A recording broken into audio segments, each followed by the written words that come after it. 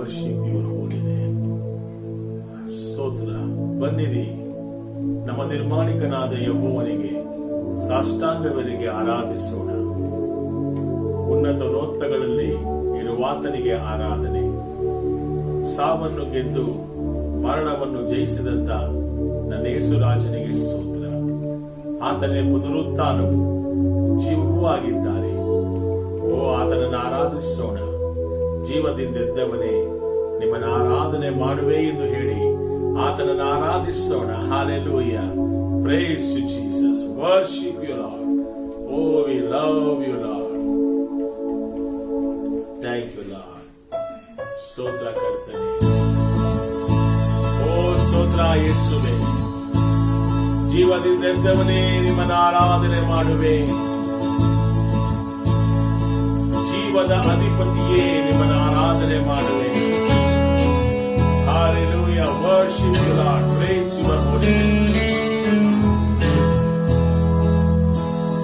Thank you, Lord.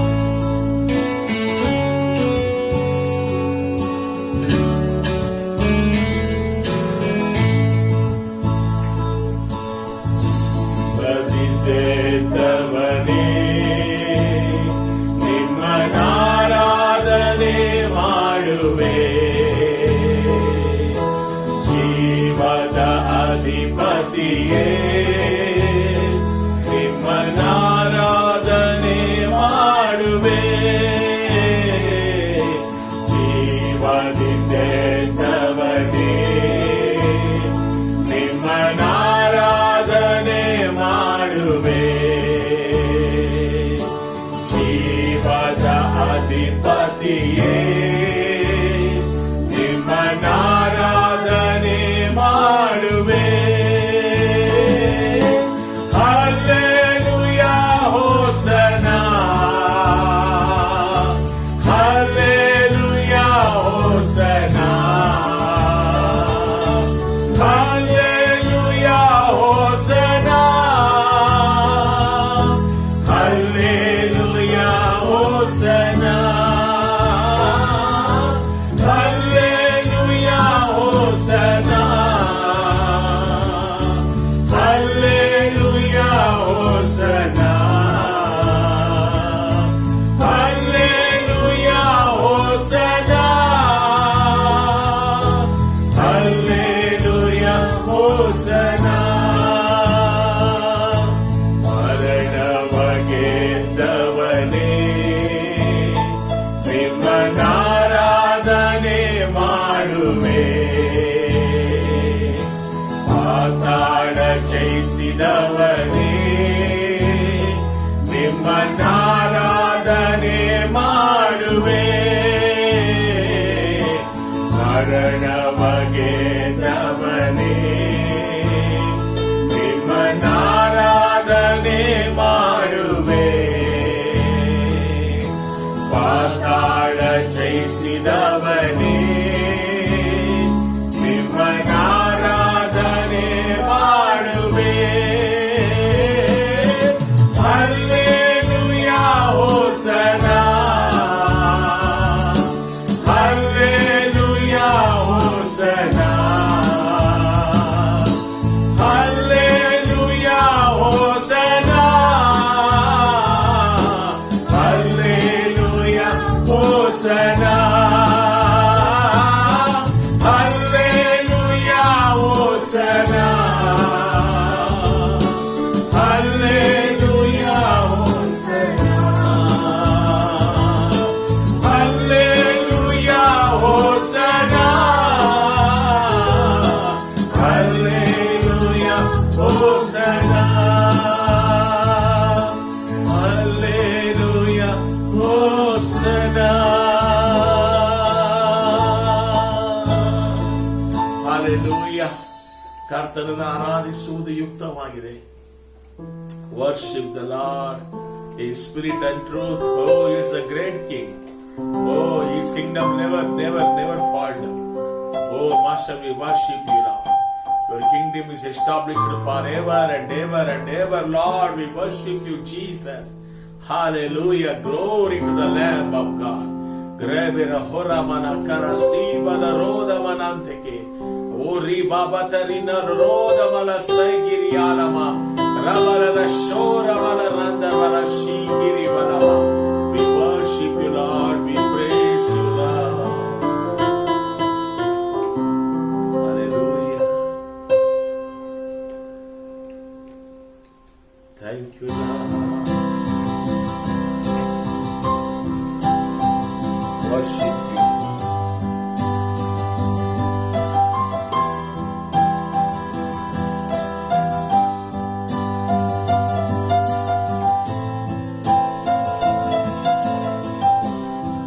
The splendor of the King, golden majesty, let all the earth rejoice, all the earth rejoice.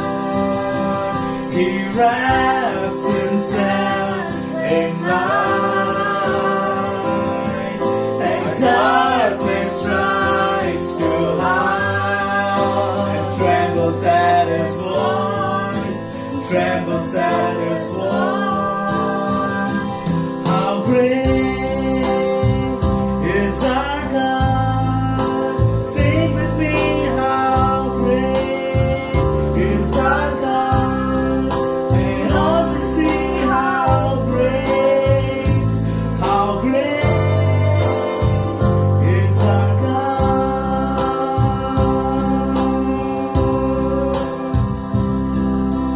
Age to age he stands, and time is in his hands, beginning and the end, beginning and the end. The Godhead three in one, Father, Spirit, Son, the Lion and the Lamb, the Lion and the Lamb. How great is our God? Sing with me, how great is our God? And all to sing how great is our God. How great is our God? Sing with me, how great is our God? And all to see how great is our God. You're the name above all names. You are worthy of our praise, and my heart will sing how great is our God. You're the name above all names. You are worthy of our praise, and my heart will sing how great is our God.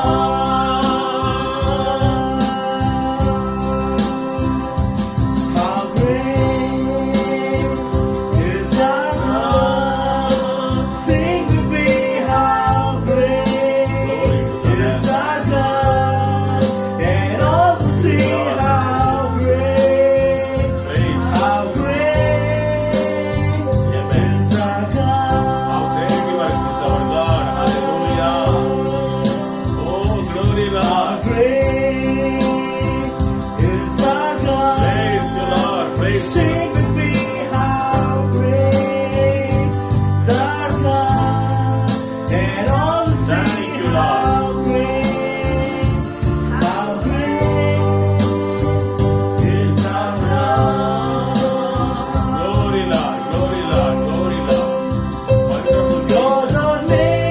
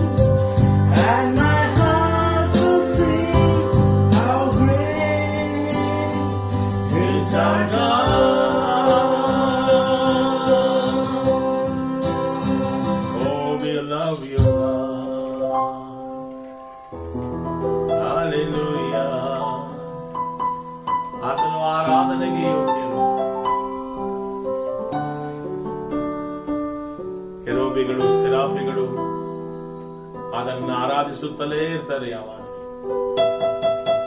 ಆರಾಧನೆ ಸ್ವಾಮಿ ಆರಾಧನೆ, ಅಂತರಾತ್ಮದಿ ಆರಾಧನೆ, ಆತ್ಮದಿ ಸತ್ಯದ ಆರಾಧನೆ ಮಾಡ್ತೇವೆ ಅಂತ ಹೇಳಿ ನಮ್ಮ ಕರ್ತನನ್ನು ಆರಾಧಿಸೋಣ. ಆಮೆನ್.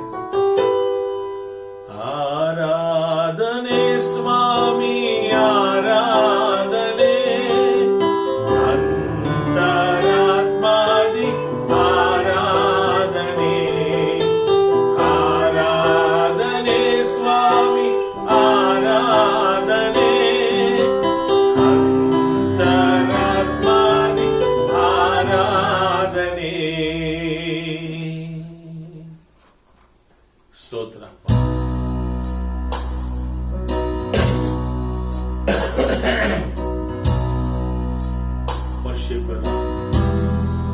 ನಿಮ್ಮನ್ನು ಆರಾಧಿಸುತ್ತೆ.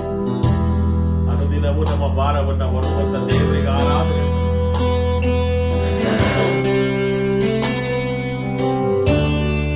Worship the Lord. Praise Jesus.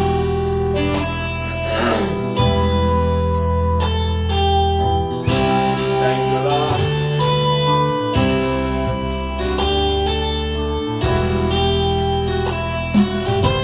ಆರಾಧನೆ ಸ್ವಾಮಿ ಆರಾಧನೆ, ಅಂತರಾತ್ಮ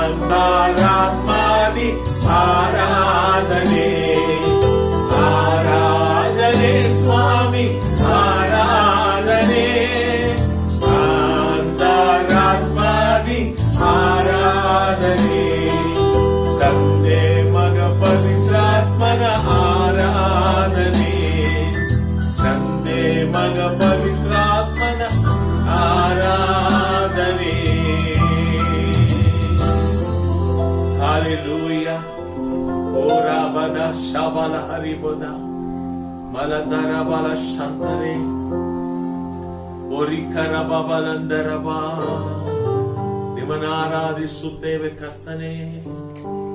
ಓ ನಿಮಗೆ ಸ್ತೋತ್ರ. Thank you lord. Amen.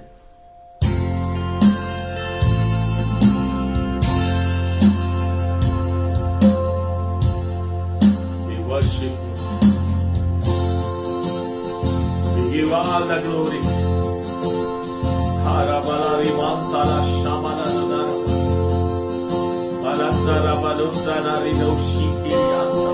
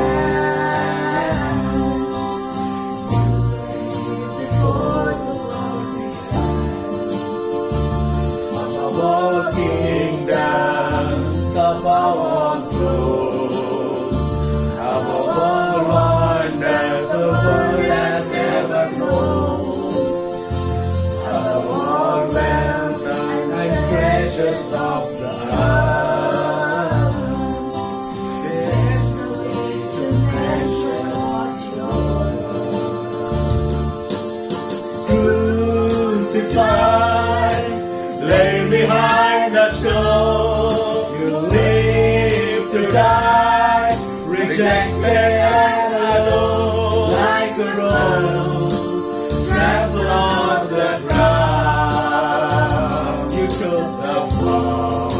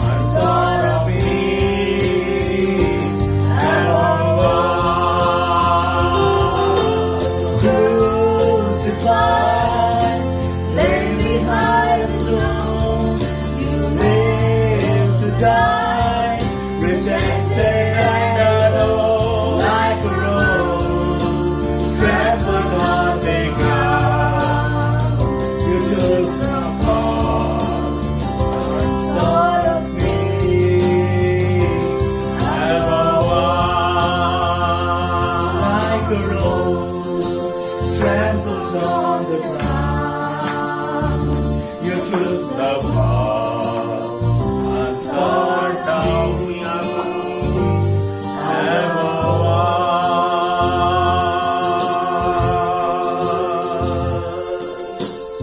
All the glory to God. Amen. ಈ ವೇಳೆಯಲ್ಲೂ ಕೂಡ ನಾವು ವಾಕ್ಯಗಳನ್ನು ಧ್ಯಾನ ಮಾಡೋಣ. God bless you. Praise the Lord.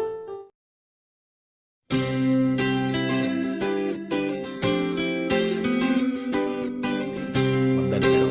I greet you in the matchless name of our Lord Jesus Christ. ಪುನಃ ಇನ್ನೊಂದಾವರ್ತಿ ಈ ಭಾನುವಾರ ನಿಮ್ಮನ್ನು ಸಂಧಿಸುವುದಕ್ಕೆ ದೇವರು ಕೊಟ್ಟ ಕೃಪೆಗೋಸ್ಕರ ಸ್ತೋತ್ರ. I thank for the grace of God that has made us to get together on this precious Sunday. Amen. Hallelujah. ಈ ವೇಳೆಯಲ್ಲೂ ಕೂಡ ನೀವು ಸುರಕ್ಷಿತವಾಗಿದ್ದೀರಾ, ಕ್ಷೇಮವಾಗಿದ್ದೀರಾ ಅಂತ ನಾನು ನಂಬುತ್ತಾ ಇದ್ದೇನೆ. I desire that you're all safe and healthy. ಕರ್ತನ ನಾಮ ಹೇಳಿಕೊಳ್ಳುವರೆಲ್ಲರಿಗೂ ಕೂಡ ಕ್ಷೇಮವಾಗಿರ್ತಾರೆ. Those who rest upon the God are always safe and healthy. Amen. ನಾವು ಪ್ರಾರ್ಥನೆ ಮಾಡೋಣ ಕಣ್ಣುಗಳನ್ನು ಮುಚ್ಚಿ ವಾಕ್ಯಕ್ಕೋಸ್ಕರ.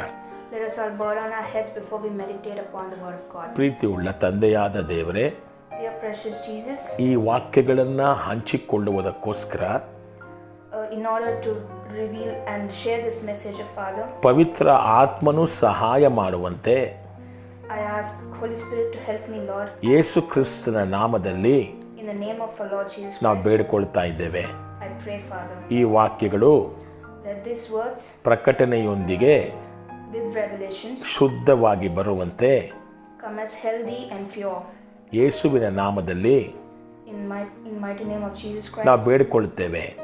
I pray, Father, ಇದನ್ನು ಕೇಳುತ್ತಿರುವಂತ let all the people who are watching and ಈ listening, ವಾಕ್ಯಗಳನ್ನು ಕೇಳುತ್ತಿರುವಂತ ನೋಡುತ್ತಿರುವಂತ ಮಕ್ಕಳನ್ನ let all the dear children of God who are watching and listening, ಅವರನ್ನ ಅಭಿಷೇಕ ಮಾಡು, anoint them, Lord, ಆಶೀರ್ವದಿಸು.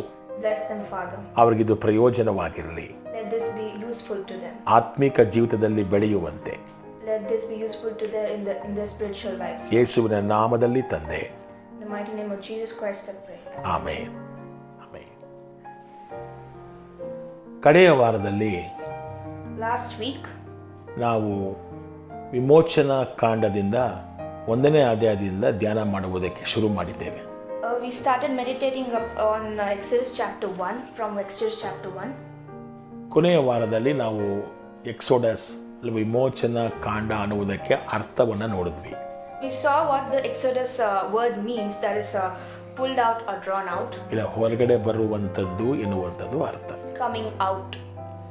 ಅದು ಸಂದರ್ಭಗಳಾಗಿರ್ಬೋದು, ಇಲ್ಲ ದಾಸತ್ವ ಆಗಿರ್ಬೋದು, It might be from certain situations or from slavery. ಇವತ್ತಿನ ದಿವಸ ನಾವು ಮೋಶೆಯ ಜನನ ಮತ್ತು ಆತನ ಬಾಲ್ಯಾರಾಭ್ಯ, Today we'll see about Moses' birth and childhood. ಇದರಲ್ಲಿ ಏನಪ್ಪ ಇದೆ ಅಂತ ನೀವು ಯೋಚನೆ ಮಾಡ್ತಾ ಇರ್ಬೋದು. You might be wondering what's so special in it. ದೇವರ ವಾಕ್ಯದಲ್ಲಿ ಪ್ರತಿಯೊಂದು ವಾಕ್ಯಕ್ಕೂ, ಪ್ರತಿಯೊಂದು ಪದಕ್ಕೂ, ಪೊಲೀಸ್ ಸ್ಟಾಪ್ಗೂ, ಕಾಮಕ್ಕೂ ಅರ್ಥ ಇದೆ. Each and every intonation, each and every word, and each and every chapter has a specific meaning in the Bible. ಯಾವುದು ವೇಸ್ಟ್ ಆಗಿ ಇಲ್ಲಿ ದೇವರು ಬರೆದಿದ್ದೇ ಇಲ್ಲ ಇದರಲ್ಲಿ. Nothing is useless or waste in the Bible. ಇವತ್ತು ಮೋಶೆಯ ಜನನ ಬಾಲ್ಯಾರಾಭ್ಯ Today we'll see about the birth and childhood of Moses. ಎನ್ನುವಂಥದ್ದನ್ನು ನೋಡೋಣ. ಇಲ್ಲಿ ನೀವು 2ನೇ ಅಧ್ಯಾಯ ತೆಗೆದುಕೊಂಡಾಗ Let us move on to Exodus chapter 2. ಲೇವಿಯರಾಗಿರುವಂಥ ಇಬ್ಬರು ಗಂಡ ಹೆಂಡತಿಗೆ ಲೇವಿಯರ ಒಂದು ವಂಶದಿಂದ ಬಂದಂಥ ಗಂಡ ಹೆಂಡತಿಗೆ ಒಂದು ಮಗು ಹುಟ್ಟತ್ತೆ. A couple from the tribe of Levi bears a child in this chapter. ಅದು ಗಂಡು ಮಗುವಾಗಿರುತ್ತೆ. And it's a male baby. ಆದರೆ ಐಗುಪ್ತರ ಅರಸನಾದ ಫರೋಹನ ಮುಖಾಂತರ ಬಂದಂಥ ಆಜ್ಞೆಯ ಪ್ರಕಾರ In the chapter Exodus chapter 1, we saw that the previous Pharaoh had given the order of killing all the male babies. ಎಲ್ಲ ಗಂಡು ಮಕ್ಕಳನ್ನು ಕೊಲ್ಲಬೇಕು ಅಂತ ಅವನು ಹೇಳಿರ್ತಾನೆ. ಆದ್ದರಿಂದ ಈಗ ಇಲ್ಲಿ ಈ ಮೋಶೆಯ ತಾಯಿ ಏನು ಮಾಡ್ತಾಳೆ ಅಂದರೆ, hence we see what the mother of Moses does here is, ಒಂದು ಪೆಟ್ಟಿಗೆಯಲ್ಲಿ ಆ ಮಗುವನ್ನು ಇಟ್ಟು ಆ ಪೆಟ್ಟಿಗೆಯನ್ನು ಮುಚ್ಚಿ she places her baby in a basket and closes it. ಅವರ ಅಕ್ಕನಾಗಿರುವಂಥ ಅಂದರೆ ಮೋಶೆಗಿಂತ ಮೊದಲು ಹುಟ್ಟಿದಂಥ ಅಂದರೆ ಮಿರ್ಯಾಮಳು ಅಂತ ಅವಳ ಹೆಸರು. ಅವರ ಅಕ್ಕನ ಒಂದು ಅವರ ಅಕ್ಕನನ್ನು ಅಲ್ಲಿ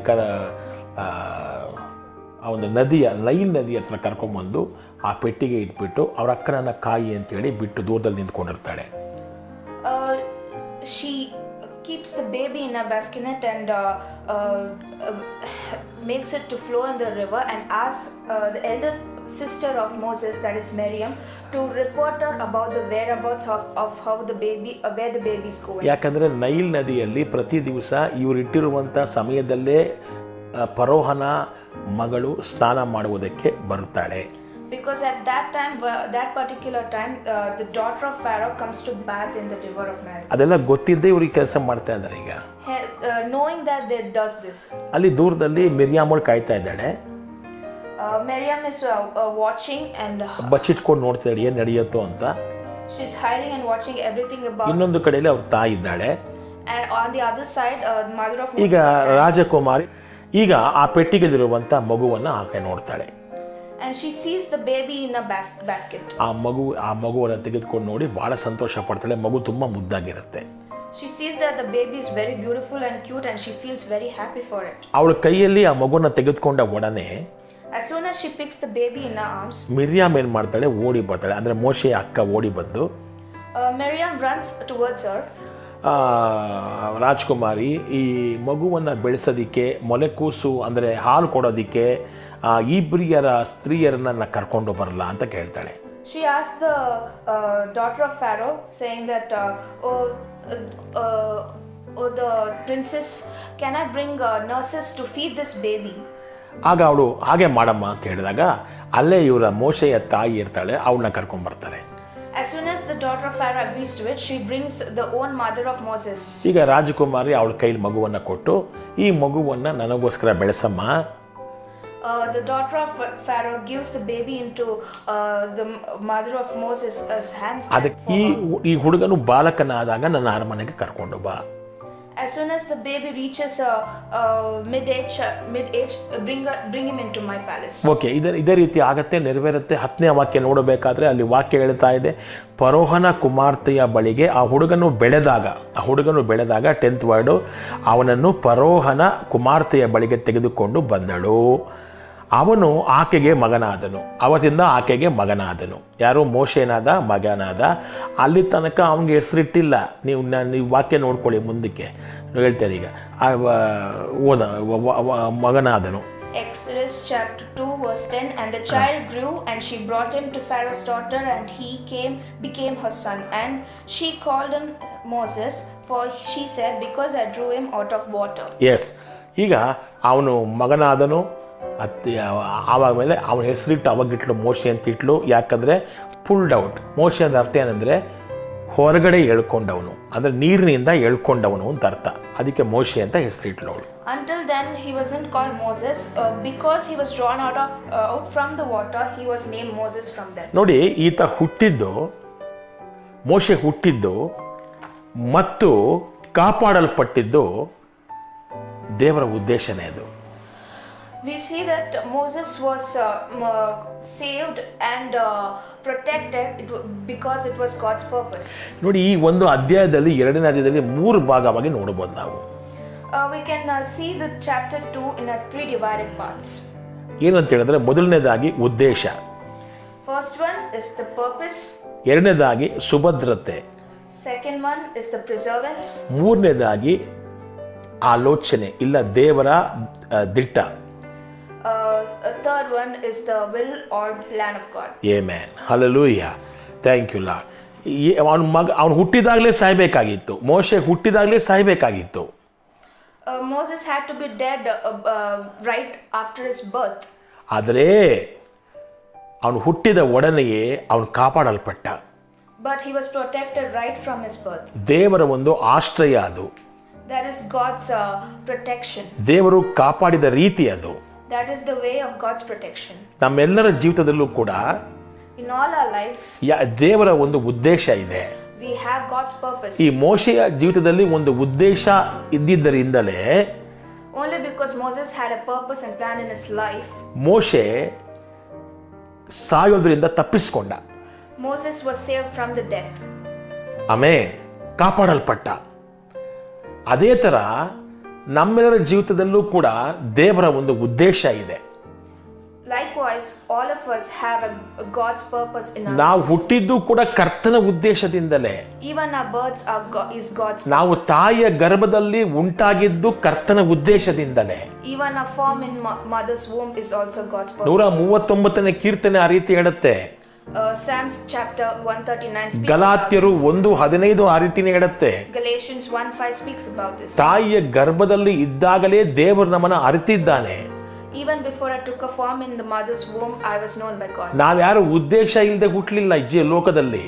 No one was born without a purpose in ಈ life. ಉದ್ದೇಶ ಇದ್ದಿದ್ರಿಂದಲೇ Only because we had this purpose in ಯಾವ life. ತರ ಮೋಶೆಯನ್ನ ದೇವ್ರು ಕಾಪಾಡಿದ್ರೋ, Just as Moses was saved, ನನ್ನನ್ನು ನಿನ್ನನ್ನು ಅನೇಕ ಗಂಡಾಂತರಗಳಿಂದ, ಅಪಾಯಗಳಿಂದ, ವಿಪತ್ತುಗಳಿಂದ, ರೋಗಗಳಿಂದ ದೇವರು ಬಿಡಿಸಿ ಕಾಪಾಡಿದ್ದಾನೆ. God is saved from all catastrophes and diseases even until now. Amen, hallelujah. ಒಂದನೇದು ಉದ್ದೇಶ, ಎರಡನೇದು ಕಾಪಾಡಲ್ಪಡುವಿಕೆ, ಸುಭದ್ರತೆ. ಮೂರನೇದಾಗಿ ನೋಡ್ತೇವೆ ದೇವರ ಆಲೋಚನೆ.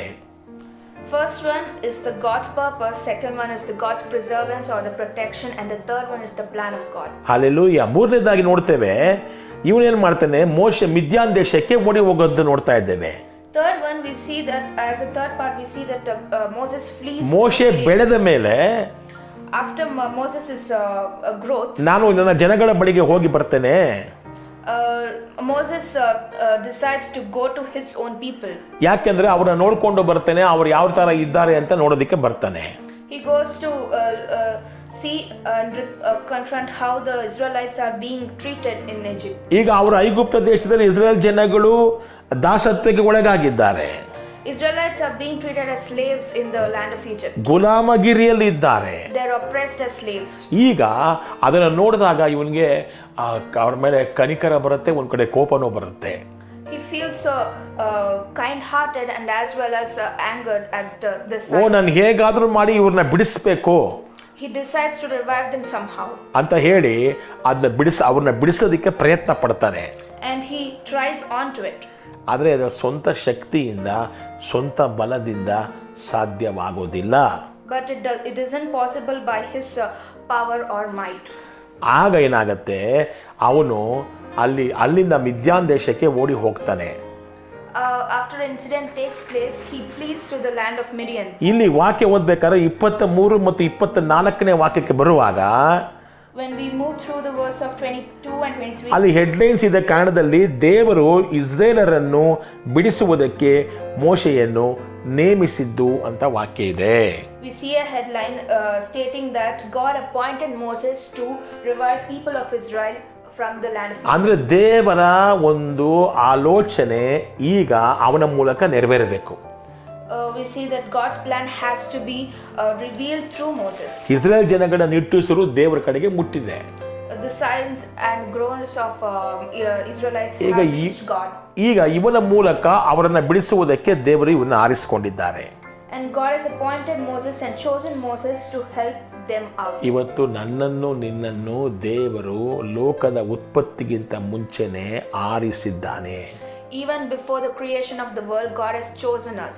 ಸೈತಾನನ ಹಿಡಿತದಲ್ಲಿ, ಬಂಧನಗಳಲ್ಲಿ, ಪಾಪಗಳಲ್ಲಿ ಇರುವಂತ ಜನಗಳನ್ನ ಬಿಡಿಸಿ ದೇವರ ಕಡೆಗೆ ಕರ್ಕೊಂಡು ಬರುವುದಕ್ಕೋಸ್ಕರ. He has chosen us to bring a good news and break the bondages of people who are suffering from the satanic world. ಆ ದೇವರ ಆಲೋಚನೆ ನಮ್ಮ ಮೇಲೆ ಇದ್ದಿದ್ರಿಂದಲೇ Only because we had God's purpose and plans, ದೇವರು ನಮ್ಮನ್ನ ಕಾಪಾಡ್ಕೊಂಡು ಬಂದಿದ್ದಾನೆ. God has protected us. ನಾವು ಹುಟ್ಟಿದ್ದು ದೇವರ ಉದ್ದೇಶದಿಂದಲೇ. We are born only because of God's purpose. Amen, hallelujah. ಪ್ರತಿಯೊಬ್ಬ ದೇವ ಮಕ್ಕಳ ಜೀವನದಲ್ಲಿ ದೇವರ ಉದ್ದೇಶವಿದೆ. Each and every child of God has God's purpose in their life. ದೇವರ ಸುಭದ್ರತೆ ಇದೆ. They have preservance and protection of God. ದೇವರ ಆಲೋಚನೆಗಳಿದೆ. They have the plans of God in their life. ಅದನ್ನ ಮರಿಲೇಬೇಡಿ. Never forget that. Amen.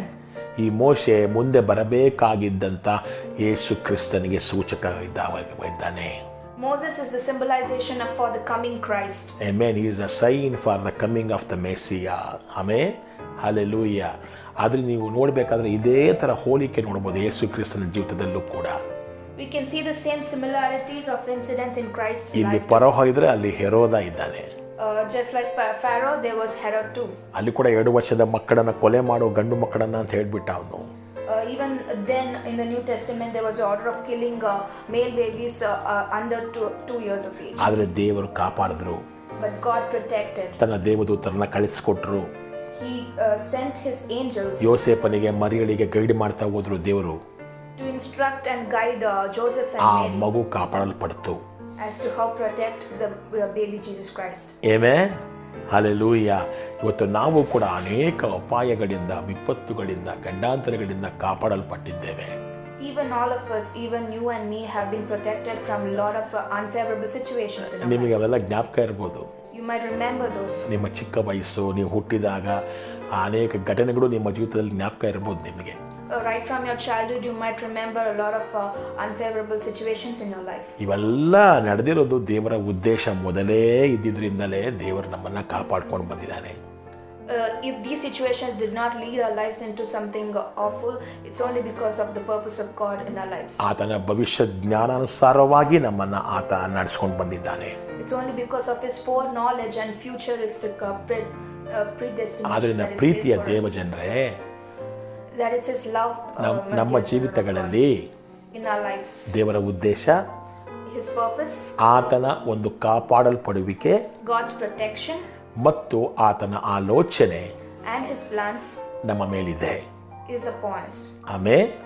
Hallelujah. ಅದರಿಂದ ನಮ್ಮ ಜೀವಿತದಲ್ಲಿ ಕರ್ತನ ಉದ್ದೇಶ, ಭದ್ರತೆ ಮತ್ತು ಆತನ ಆಲೋಚನೆಗಳೇ ನೆರವೇರಲಿ ಅಂತ ನಾನು ಪ್ರಾರ್ಥಿಸ್ತೇನೆ. Let us all pray that God's preservance, His plans and His purposes be fulfilled in our lives. Amen. ಕಣ್ಣುಗಳನ್ನು ಮುಚ್ಚಿ ನಾವು ಪ್ರಾರ್ಥನೆ ಮಾಡೋಣ. Let us all bow down our heads and pray. ಪ್ರೀತಿಯುಳ್ಳ ತಂದೆಯಾದ ದೇವರೇ, Our precious Father in heaven, ಯೇಸು ಕ್ರಿಸ್ತನ ನಾಮದಲ್ಲಿ in the name of our Lord Jesus Christ, ನಿಮಗೆಲ್ಲ ಮಹಿಮೆಯನ್ನು ಸಲ್ಲಿಸ್ತಾ ಇದ್ದೇವೆ. I give you all the glory, Father. ಈ ವಾಕ್ಯಗಳಿಗಾಗಿ ಸ್ತೋತ್ರ. Thank you for this beautiful sermon, Master. ನಮ್ಮ ಜೀವಿತದಲ್ಲಿ In our lives, ನಿನ್ನ ಉದ್ದೇಶವಿದೆ, we have your purpose, Father. ನಿನ್ನ ಭದ್ರತೆ ಇದೆ, We have your security, Master. ನಿನ್ನ ಆಲೋಚನೆಗಳು ಇದೆ We have your plans, Lord. ಎಂಬುದನ್ನು ತಿಳಿಸಿಕೊಟ್ಟಿದ್ದಕ್ಕಾಗಿ ಸ್ತೋತ್ರ. Thank you for helping us to know that, Father. ನೀ ನಮ್ಮನ್ನು ಪ್ರೀತಿಸುವುದರಿಂದಲೇ Because you love us, Father, ನೀ ನಮ್ಮನ್ನು ನಿನ್ನ ಚಿತ್ತಕ್ಕೆ ಒಳಪಡಿಸ್ತಾ ಇದೆಯಾ ಸ್ವಾಮಿ. you have placed us in your purpose, Father. ನೋಡುವಂಥ ನಿನ್ನ ಮಕ್ಕಳನ್ನು, ಕೇಳುವಂಥ ಮಕ್ಕಳನ್ನು ಆಶೀರ್ವಾದ ಮಾಡು. Oh, let all the people who watch this and hear this be blessed in your name, Father. ಈ ವಾಕ್ಯಗಳು ಅವರಿಗೆ ಅಭಿಷೇಕವಾಗಿರಲಿ. Let these words come as an anointing to them, Master. ಈ ಮಕ್ಕಳಿಗೆ ಉಜ್ಜೀವನವಾಗಲಿ. Let it revive them, Father. ಆಶೀರ್ವದಿಸು. Bless them, Lord. ನಿನ್ನ ಕೃಪೆಯ ಅಡಿಯಲ್ಲಿ ಮುಚ್ಚು. Let them come under your precious grace. ಯೇಸು ಕ್ರಿಸ್ತನ ನಾಮದಲ್ಲಿ ತಂದೆ. In your precious name, O Master. Amen. Amen. Amen. God bless you. Praise the Lord.